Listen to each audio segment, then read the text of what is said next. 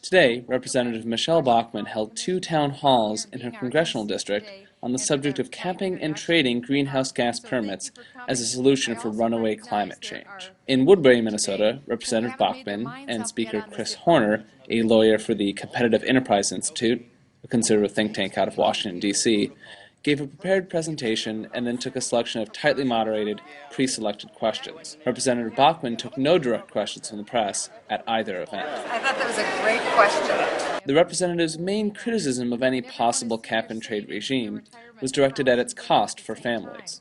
The concern is that this energy tax will hike up the cost not only of our energy bills by an average of more than $2,500 for the typical family of four in Minnesota, according to one study.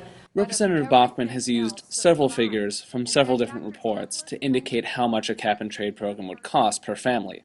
In a Star Tribune op-ed article circulated by Bachmann press staff, she cited the number $3,128 per year.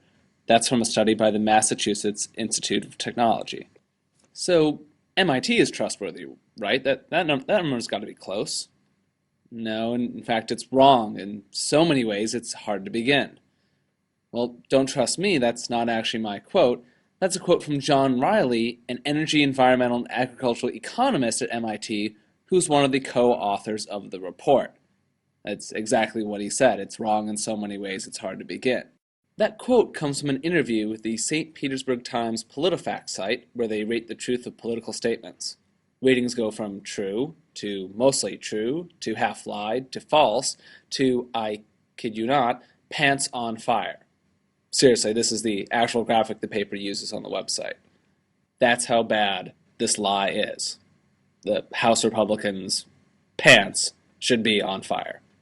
This looks particularly bad for Representative Bachmann and other House Republicans who have been using that figure since Professor Riley on April 1st sent a letter to Representative John Boehner explaining their mistake. I guess they thought it was one of those common April Fool's Day pranks we all get from MIT professors. So, how far off are Bachmann and House Republicans?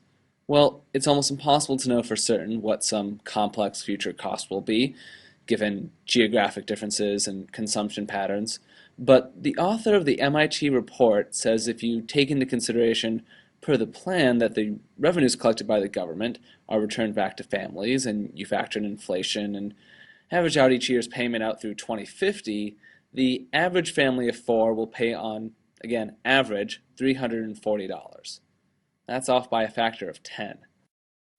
Let's break out that average. The MIT projection of the cost of a hypothetical cap-and-trade program would rise to $75 per family of four by 2015, rising even further to $510 by 2025, and then falling back down to $205 by 2050. Again, averaging these numbers out and subjecting them to inflation is what gets you the $340 per family per year number. Look out for other hot facts by watching our exclusive video of the entire town hall right here on The Uptake. This is Noah Cunin, senior political correspondent in Woodbury, Minnesota.